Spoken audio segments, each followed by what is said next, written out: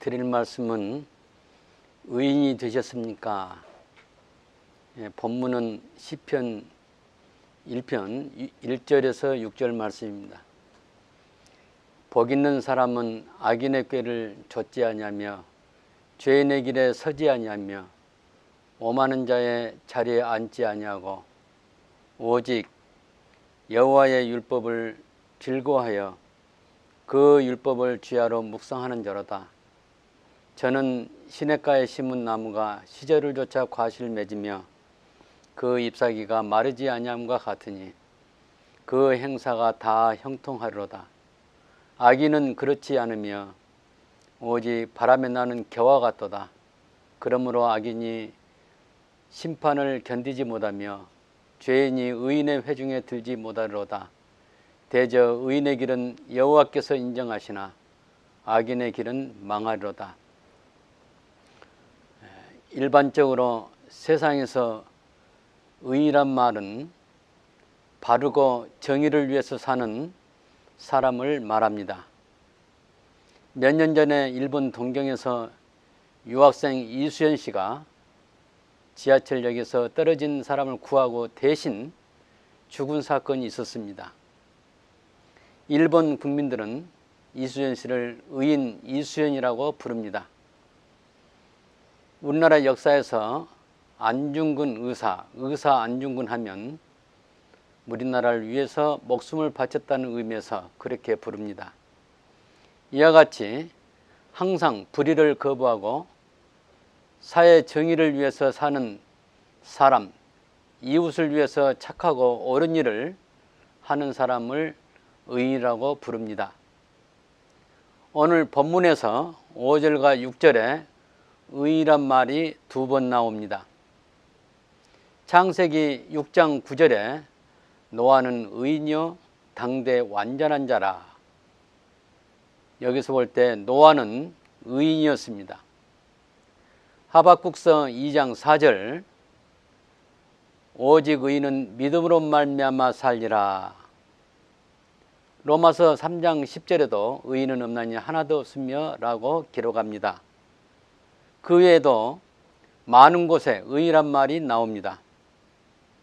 성경에서 말하는 의인과 일반적으로 세상에서 말하는 의인이 완전히 다릅니다. 그러면 성경에서 말하는 의인은 어떤 사람일까요? 하나님의 선택을 받아서 하나님의 은혜로 구속된 구원받은 신자를 말합니다. 하나님 나라에서는 신자와 불신자를 철저히 구별합니다. 하나님께 속한 사람과 속하지 아니한 사람을 구분합니다. 지상에 수많은 사람들이 살고 있지만 하나님의 관점에서는 하나님께 속한 백성이 있는가 하면 아직 하나님의 백성에 속하지 아니한 백성이 있습니다. 하나님의 백성에 속하지 않은 백성은 여전히 사탄의 통치를 받고 있어서 성경에서 말하는 죄 가운데 머물러 있는 사람입니다. 이들은 성경에서 죄인이라고 말합니다. 오늘 읽었던 본문 시편 1편에 복 있는 사람과 죄인이란 말과 반대가 되며 의인의 회중과 악인으로 대비시켜서 설명하고 있습니다. 이와 같이 두 종류 사람으로 구별하고 있습니다. 의인은 하나님께 속해서 하나님의 특별한 은혜로 구원받은 사람을 말합니다. 그 나머지 죄인과 악인은 구원받지 못한 상태로 여전히 사탄에게 속아 있고 장차 하나님의 심판 때 둘째 사망, 그 불못에 던져질 사람들입니다. 그러면 저와 여러분의 현 주소는 어디입니까? 정확히 말해서 하나님과 관계없이 나 스스로 사는 사람은 하나님 밖에 있는 사람이며 매 순간 앉아있든지 서있든지 걸어가든지 하나님과 동행하고 하나님의 인도함을 받고 인격 속에 하나님이 살아계신 사람은 하나님 안에 있는 사람입니다. 아브라함과 이삭과 야곱, 성경에 나오는 믿음의 사람들이 바로 여기에 속합니다. 성경은 도덕적인 사람을 의인이라고 하지 않고 하나님의 은혜로 구원받아 하나님과 동행하는 믿음의 사람을 의인이라고 합니다. 이 시간에 내 자신을 살펴볼 때 하나님과 관계없이 내 스스로 살고 있다면 아직 의인이 아닌 것입니다. 나의 현주소는 의인의 무리, 곧 의인의 회중 안에 있어야 할 것입니다. 오늘 본문에 나오는 말로 설명하자면 우리는 악인의 꾀를 좇지 아니하며 죄인의 길에 서지 아니하며 오만한 자리에 앉지 아니하고 의인의 회중에 나의 현주소를 두어야 합니다. 그러면 어떻게 의인이 되어집니까? 의인이 되는 것은 어떤 의지로 노력해서 되어지는 것이 아닙니다. 도덕적으로 완전해서 의인이 되는 것이 아닙니다.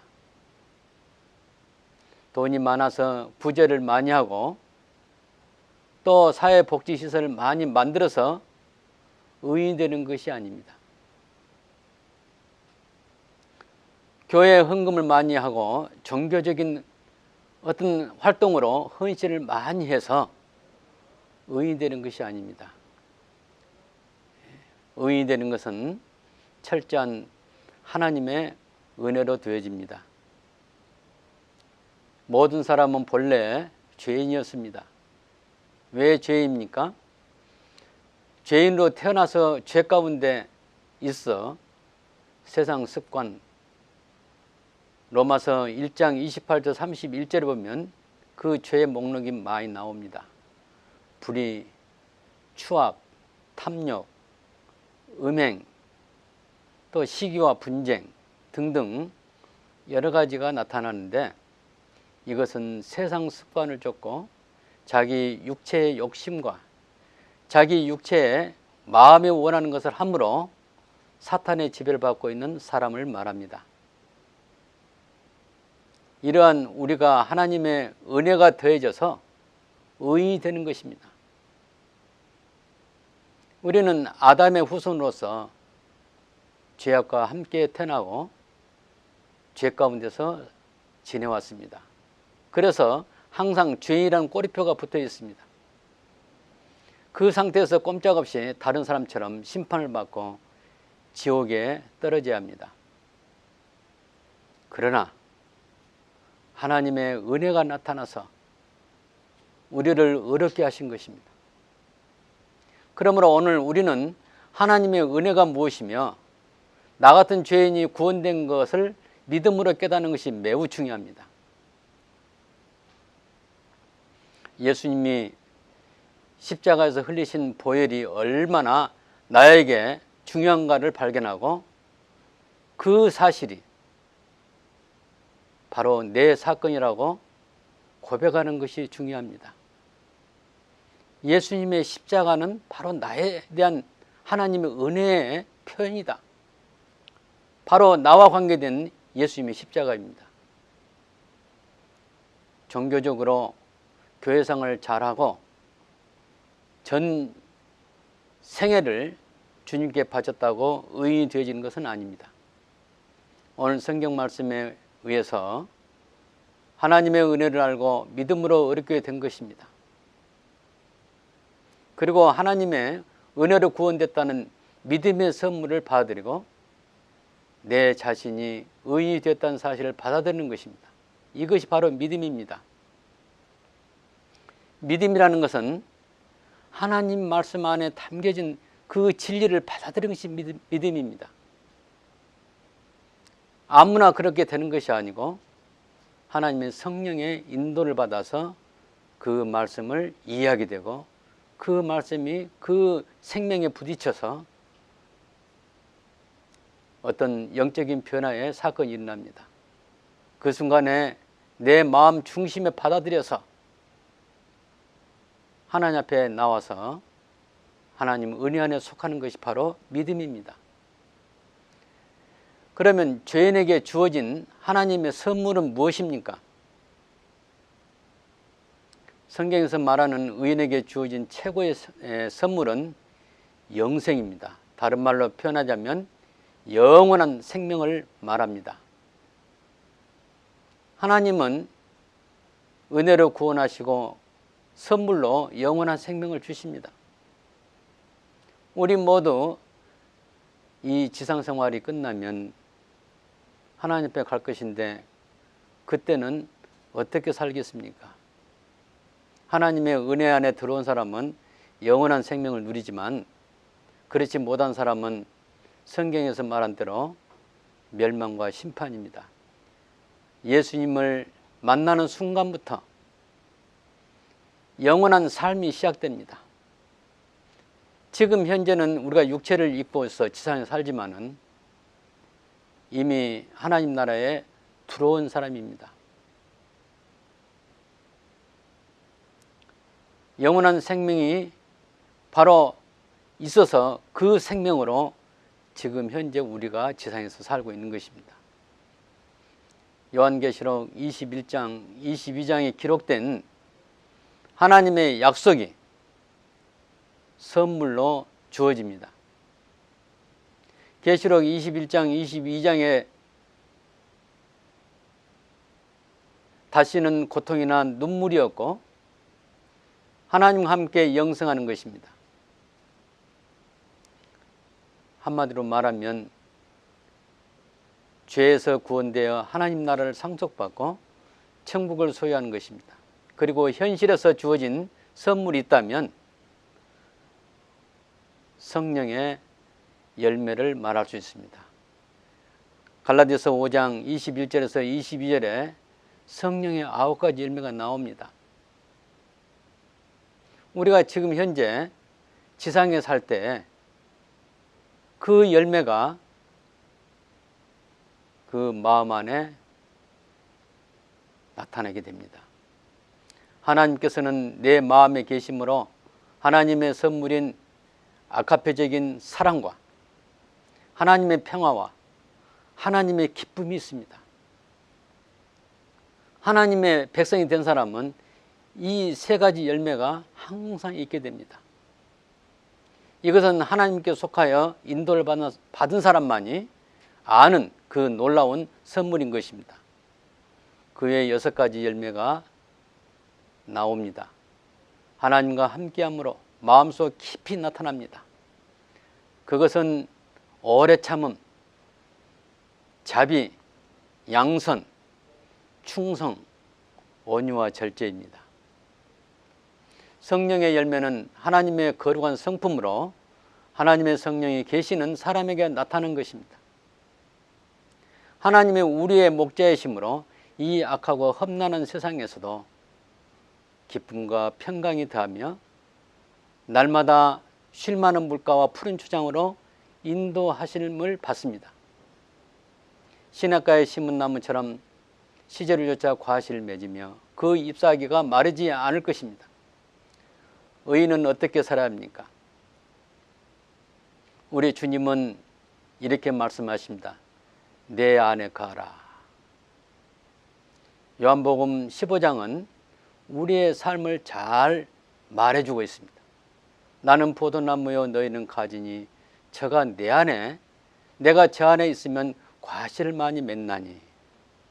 이 말씀은 예수님과 우리 각자와의 관계를 말해줍니다. 나는 포도나무요 너희는 가지니. 나무와 가지의 관계는 항상 붙어 있어야 합니다. 나무 원 줄기에 붙어 있지 않으면 그 가지는 말라져 죽습니다. 우리 영적인 생명도 마찬가지입니다.